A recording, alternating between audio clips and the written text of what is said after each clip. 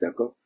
Voilà, ce sont les trois axes que nous allons développer. On va d'abord en Iran. Alors, ils ont passé leur temps à dire ils ont tué le chef d'état-major de l'armée iranienne. Ils ont tué les scientifiques du nucléaire. Ils ont passé leur temps à nous faire croire, mais tous les gens que vous avez tués là, ils ont été remplacés. À peine ils sont tombés, il y a des choses. C'est comme on dit ce serpent là, quand vous coupez sa tête, il y a une tête qui pousse. Vous coupez la tête, il y a une... Mais c'est ça l'Iran. C'est ça la philosophie de l'Iran. Vous coupez la tête, une tête pousse à sa place. Vous coupez la tête, une nouvelle tête pousse. Vous coupez donc Iran là, on ne peut pas couper la tête, c'est pas possible. Et puis Donald Trump se donne un air important comme le maître du monde. Je dis à Benjamin, faut pas évacuer le guide iranien. Mais tu es bête, Donald Trump, tu es stupide, tu es idiot. Toi-même, tu n'es pas en sécurité, c'est toi qui dis. Toi, ils ont tenté de te tuer, non? Tu es passé à côté de la mort combien de reprises? Et c'est toi qui as dit, tu ne veux pas qu'on tue. Mais en quoi est-ce que toi, tu peux sauver la vie de guide iranien? Toi, tu es qui pour dire, on va le tuer ou on va le tuer? Toi, tu es qui? Avant de commencer le direct, première information, les drones qui ont été utilisés par Israël, parce qu'Israël ment, il dit qu'on a ouvert un couloir qui nous permet d'entrer en Iran et puis frapper et ressortir en toute sécurité. Mais c'est faux. Effectivement, le couloir dont il parle, je vais vous expliquer ce couloir-là. Ce couloir dont pratiquement toute la presse occidentale est en train d'en faire comme l'Israël a réalisé une prouesse, c'est faux. Israël n'a pas désactivé les systèmes antimissiles de l'Iran. Ça, c'est fait. Deuxièmement, qu'est-ce que Israël a fait? J'ai lu d'abord sur une dame qui a infiltré jusqu'à la moelle l'élite iranienne. C'était une agent du Mossad. Ça, c'était dans les années 2020, 21, je crois. Et elle avait transmis les localisations de certaines personnes influentes au Mossad. Donc, quand les suspicions ont commencé, elle a fui l'Iran rapidement avant qu'on ne lui mette la main là-dessus. Et Israël c'est ça la force d'Israël, l'infiltration de ses agents, le Mossad. Et cette fois-ci, Israël même involontairement a piégé ses propres agents du Mossad. Et vous ne voyez même pas les télévisions occidentales impérialistes en parler. Que s'est-il passé? Il s'est trouvé que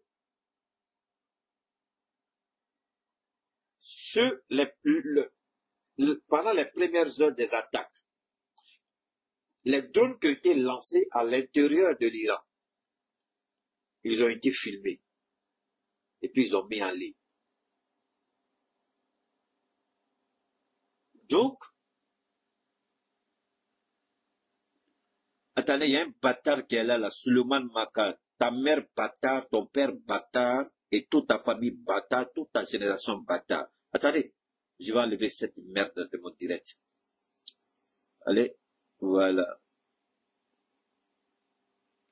Donne-moi une seconde. Je vais enlever cette bêtise-là de mon direct. Moi, c'est rapide qu'elle était. Voilà. Alors donc, je continue. Au niveau, lorsqu'il y a eu les premières heures de l'attaque, le Mossad a mis en ligne la vidéo de ses agents qui ont balancé des drones sur les différentes positions. Donc l'Iran a exploité ces drones et l'Iran a commencé à travailler le renseignement iranien et ils ont commencé à traquer maintenant les agents du Mossad qui étaient à Téhéran et aux alentours. La dernière fois que je quittais, il y a 2 agents, 2 grosses têtes qui ont été arrêtés. Les gens n'ont pas tourné autour du point. C'est pas seulement 2.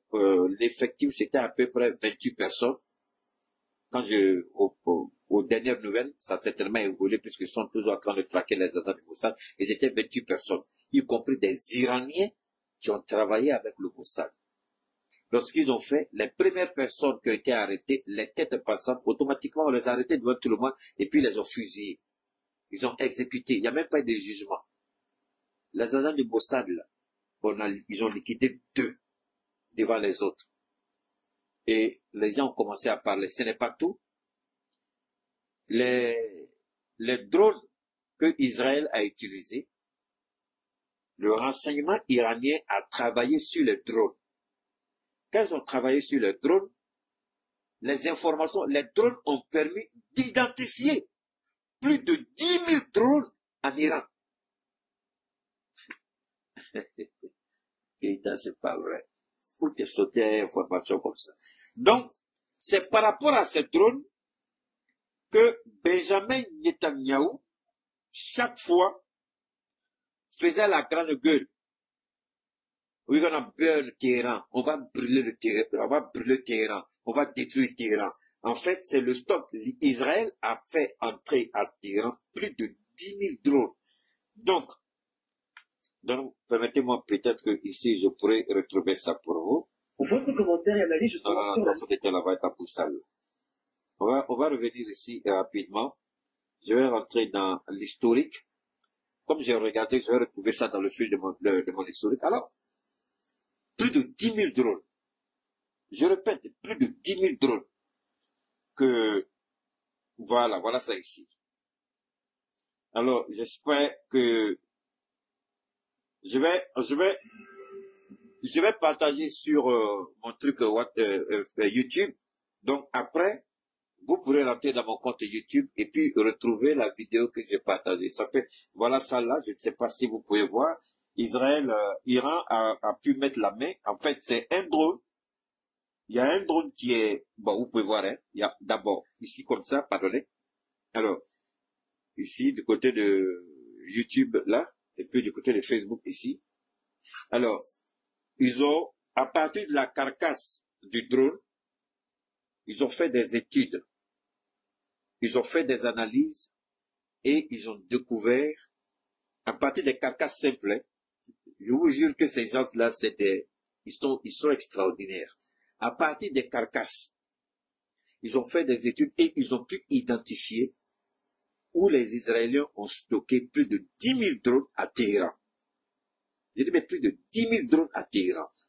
Et c'est sur ça que Benjamin Netanyahu comptait pour attaquer Téhéran et créer la désolation. Et c'est avec ces drones qu'ils avaient ouvert, selon eux, un couloir qui permettait à leur jet, puisque l'Iran a abattu, je crois, 3 ou 4 F-16, d'accord, 3 ou 4 avions, l'Iran a abattu. Ils ont toujours dit, mais quand on a commencé à monter les carcasses des avions abattus, ils se sont tués. Ils ont dit, ils savaient ce qu'ils font, ils savaient ce qu'ils faisaient, ils connaissaient les risques, donc ils ne regrettent pas d'avoir accompli cette mission. S'ils ont été bons, ils ont dit tout. Merci Thierry. Alors, ça, ce n'est pas que j'applaudis forcément l'Iran, mais je suis émerveillé par la capacité technologique de l'Iran. Si l'Iran peut le faire, nous aussi chez nous, on peut le faire. Moi, je ne suis pas un fanatique, mais j'apprécie tout ce qui peut aider nos États à devenir de véritables États souverains à tous les niveaux. Moi, je soutiens. Parce que si l'Iran le fait, nous, on peut le faire. Si l'Iran a eu le courage de bombarder les États-Unis, alors, la grande gueule des Américains, on doit se poser la question. Est-ce que Trump, dans sa tête, est-ce que ça va? On a vu effectivement le Sénat, le Congrès, ils ont dit Trump ne peut pas aller en guerre contre l'Iran sans notre approbation, sans notre accord. Mais ce qui est important ici, ce n'est pas tant l'accord qui est recherché par le Congrès, c'est pas ça. Mais ce qui est important ici, c'est quoi? C'est dire que si l'Iran nous a, regardez bien la portée des missiles. Regardez bien. Et jusqu'à présent, la guerre que l'Iran fait, l'Iran n'a pas encore déployé un soldat sur le terrain. Et toutes les frappes de l'Iran, aucun avion n'a décollé. seulement les drones et les missiles balistiques, missiles hypersoniques. Pour le moment, aucun soldat iranien n'est allé sur le terrain. Et ça, l'AES, nous regardons l'Iran et nous sommes émerveillés par rapport à la prouesse de la technologie militaire iranienne.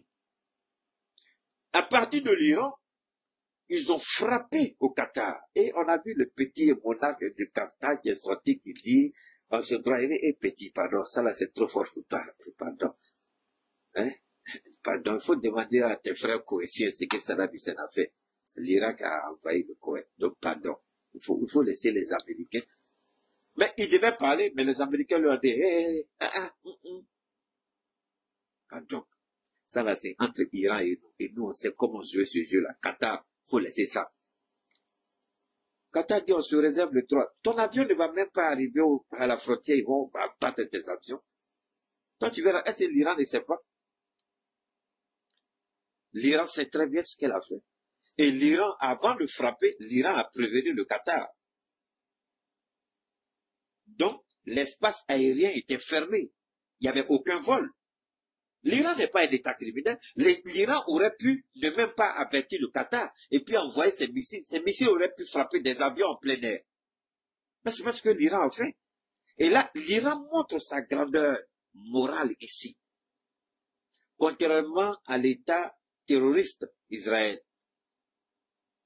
L'Iran a prévenu le Qatar. Fermez votre espace aérien parce qu'on va bombarder tel site. Et puis ils font les calculs exacts.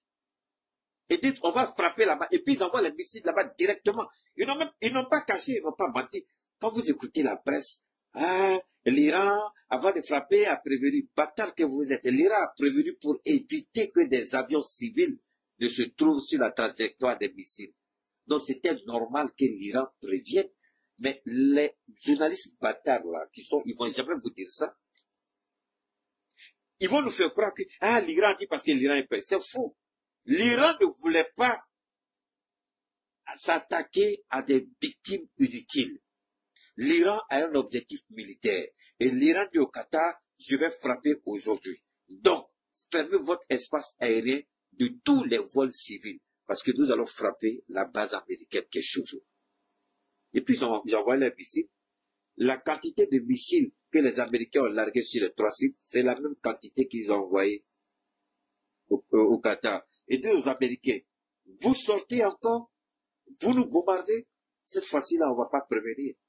On va allumer. Mais moi, je pense que cette responsabilité, cette grandeur de l'Iran doit être respectée. Oui, c'est vrai que le Qatar dit, mais c'est pas de chez vous là-bas que les avions américains ont décollé. Pourquoi vous ne leur avez pas dit de décoller pas? Non, on vous donne pas l'autorisation. Si les pays arabes avaient dit aux Américains, vos avions vont pas décoller de chez nous. On ne veut pas. Mais est-ce que c'est ce qu'ils ont fait? Ils n'ont pas fait. Vous savez, dans cette guerre-là, il y a tellement de non-dits. On veut nous montrer la puissance militaire américaine. Mais il y a la violation des principes élémentaires dans beaucoup de pays que les Américains... Mais ces pays-là n'ont pas... On aurait pu attendre.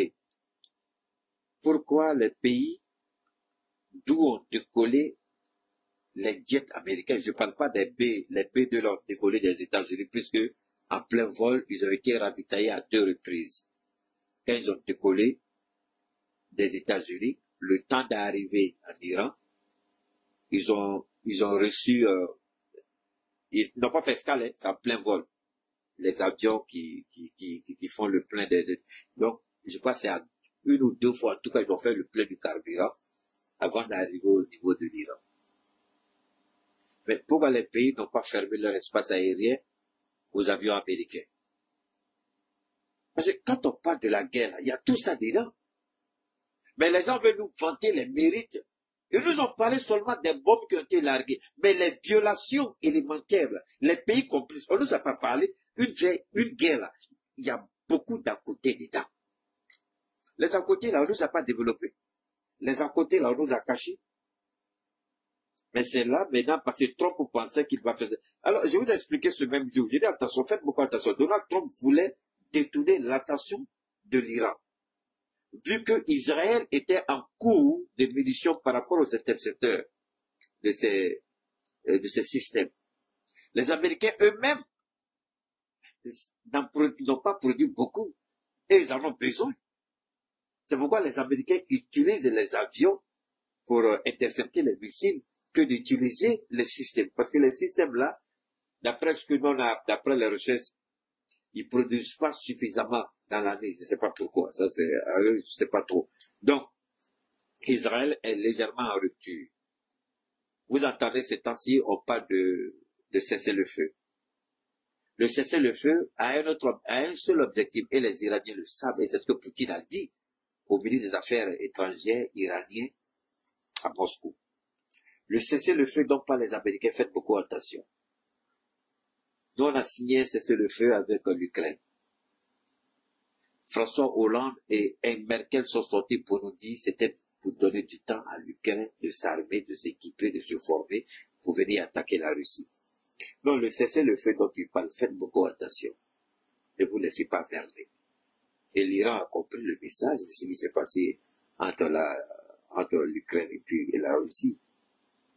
Maintenant, il demande de cesser le feu. Mais Israël n'est plus en mesure de se protéger. Et Israël cache ses avions. C'est-à-dire, voilà une situation. Je vous explique ça aussi pour que vous compreniez, s'il vous plaît. Écoutons très bien.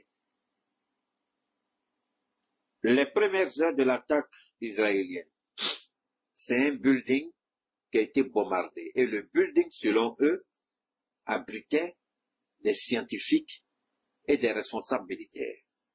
Mais le building, c'est-à-dire l'immeuble où habitaient ces responsables iraniens, c'est un immeuble civil.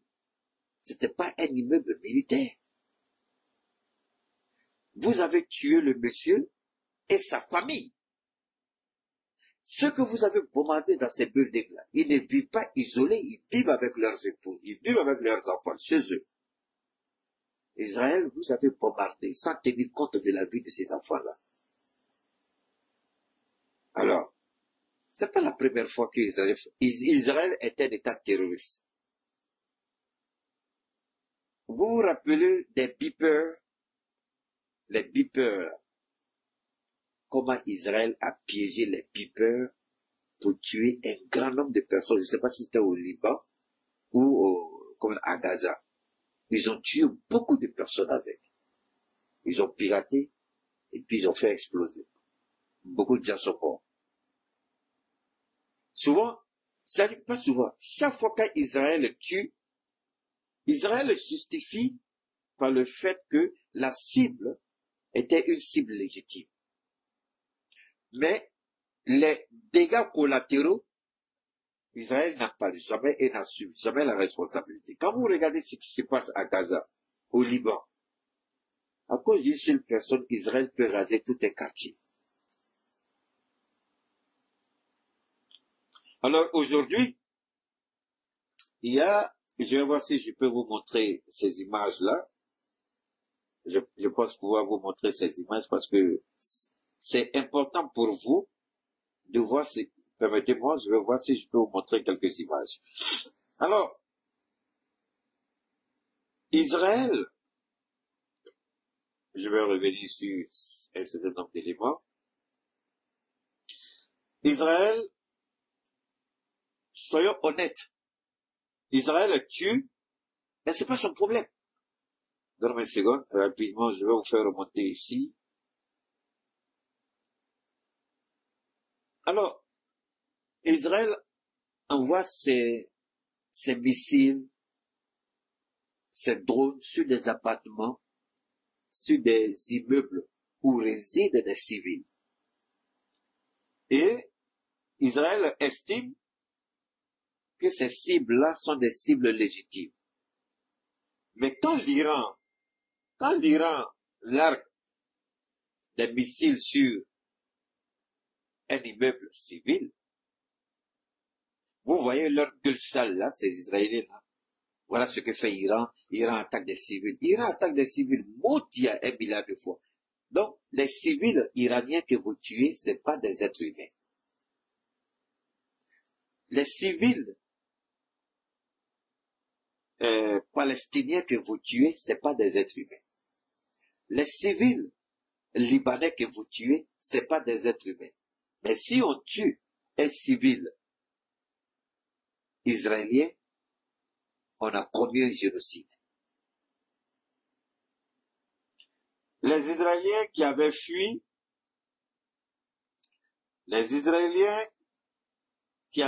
pour aller se cacher, pour aller se terrer dans des, comment on appelle ça, dans des trucs, les garages souterrains là où ils sont allés tous. Les gens sortent et puis ils commencent à voir ils commencent à constater les dégâts. Les dégâts sont énormes. Je l'ai dit la dernière fois, je le répète aujourd'hui, Dieu merci. Les journalistes, j'ai vu que beaucoup de journalistes ont commencé à développer dans ce sens-là. Alors, Israël se concentre d'après elle à vouloir éliminer des responsables iraniens. De ce fait, détruit et dit, ils attaquent des cibles, mais l'Iran, c'est pas son problème. L'Iran dit, je vais raser Tel Aviv, et l'Iran a commencé. Les images étaient censurées avant. Mais c'est parce qu'ils ont piraté les caméras là, les caméras de rue là. L'Iran a piraté et puis a fait sortir les images. Donc Israël ne peut plus rien cacher à qui que ce soit. La réalité est là. Vous regardez Tel Aviv, vous êtes dépassés. Et ils disent, l'Iran veut nous affamer. L'Iran veut nous affamer. Vous n'avez pas attaqué, je sais pas, il y a une centrale pour la purification de l'eau iranienne. Cette centrale iranienne. Israël a attaqué. Donc, c'est après ça que l'Iran a commencé à attaquer le port, détruire le port, en tout cas, avec je sais pas comment dire ça en français, avec les trucs de production d'électricité, là, les centrales de production d'électricité, l'Iran envoie des missiles balistiques, des missiles hypersoniques, surtout sur le port, tout ce qu'il y a comme dépôt de carburant, tout ce qu'il y a comme chose de l'Iran. En tout cas, moi je dis honnêtement merci à l'Iran. Je vais être honnête avec vous. Ce n'est pas que je déteste Israël, mais il aurait fallu que quelqu'un vienne et dise à Israël, trop c'est trop, il faut arrêter ce que tu fais. Et je vous ai toujours dit une chose, sur le plan spirituel, parce que Israël, nos frères chrétiens vont là-bas pour faire leur pèlerinage. C'est que tout à fait normal et logique. À Jérusalem, ils vont là-bas. On a vu ce que Israël fait. Merci Bachili, ce que Israël est en train de faire. Il a fallu l'Iran. À un moment donné, moi, je me suis posé la question, est-ce que le Liban est un pays? Tellement j'étais dépassé par l'inaction du Liban. Mais qu'est-ce qu'on dit? On dit au Liban, c'est le Hezbollah. En Palestine, c'est le Hamas. Donc, à cause du Hamas et du Hezbollah, il faut détruire la Palestine et le Liban. La Palestine, c'est pas un État en tant que tel, mais le Liban est un État. Israël vient bombarder les Libanais et puis repart. Moi, j'ai même un coup de fusil, vous n'entendez pas. C'est comme ce sont tous des femmes, il n'y a pas d'hommes, il n'y a pas de garçons, vous dites, il faut riposter. Et le Liban s'assoit pour regarder ses enfants être tués par Israël sans réagir. Et je vous ai dit, cette guerre n'est pas la volonté de Dieu. Et chaque fois que Israël, allez regarder dans la Bible, pour ceux qui croient, ceux qui lisent la Bible, je vous envoie chaque fois que Israël commet un acte de désobéissance ou provoque une guerre, Israël n'a jamais gagné cette guerre. L'Éternel n'a jamais voulu ça. Et aujourd'hui, c'est un exemple. Je vous ai dit, Israël ne pourra jamais gagner cette guerre-là. Détrônez-vous, Jérusalem, c'est la vie du Christ. Sortez dans ça. Dieu est un Dieu de justice et non un Dieu de désordre. Et ce que vous vivez là, Dieu n'a jamais autorisé ça. C'est la même chose que j'ai dit au Yémen. J'ai dit l'Arabie Saoudite, je m'en fous que ce soit l'Arabie Saoudite ne gagnera jamais cette guerre. Parce que c'est une guerre injustifiée. Et le prince héritier est un criminel. Dieu ne le soutiendra pas. Et lui, il aura beaucoup de comptes à rendre quand il va mourir. Ça, c'est les réalités. Alors, la réalité, c'est quoi? C'est ici qu'on se dit. Or donc, il y a véritablement un Dieu de la justice. Oui, Dieu peut sembler par moments, selon notre vision en tant qu'être humain, on peut penser que Dieu prend du temps, Dieu est lent, Dieu n'agira pas, mais Dieu a toujours un moment. C'est pourquoi nous disons, le temps est un autre nom de Dieu. Et Israël, 1000 ans après, se souviendra de ce que l'Iran lui a fait. Israël n'a jamais été humilié tel qu'elle est aujourd'hui. Tous ceux qui faisaient la grande queue derrière Benjamin Netanyahu, ils ont tous disparu. Tu vas sortir pour dire quoi à ton peuple? Ils ont fait croire aux Israéliens, j'ai pas envie de dire aux Israélites, parce que les Israélites et les Israéliens, ils sont pas, c'est pas la même chose. Hey, tu as commencé encore. Je vais pas développer ça aujourd'hui. Parce qu'on a deux grands sujets qu'on n'a pas encore touchés. Je répète, les Israéliens et les Israélites, c'est pas la même chose. Israélites et Israéliens, quel était? C'est le même citoyen peut-être, dans le même pays, mais ça n'a pas la même signification spirituelle. On va laisser ça pour être toujours. Un jour, je vais développer ça pour vous. Le petit bâtard là, c'est ta maman qui a fait de sa gueule qui pourrit là. Connais, Ibrahim connaît. Va te faire voir ailleurs. Alors donc, je continue. Israël ne s'y attendait pas. Israël croyait que elle était le maître. Israël n'a jamais respecté la loi, alors que Dieu est clair. Dieu fait obligation de respecter la loi. Israël n'a jamais signé certaines reconnaissances internationales, mais c'est elle qui parle au nom de ses agences. Pourquoi attaquer l'Iran quand elle-même elle a l'arme atomique? Mais Dieu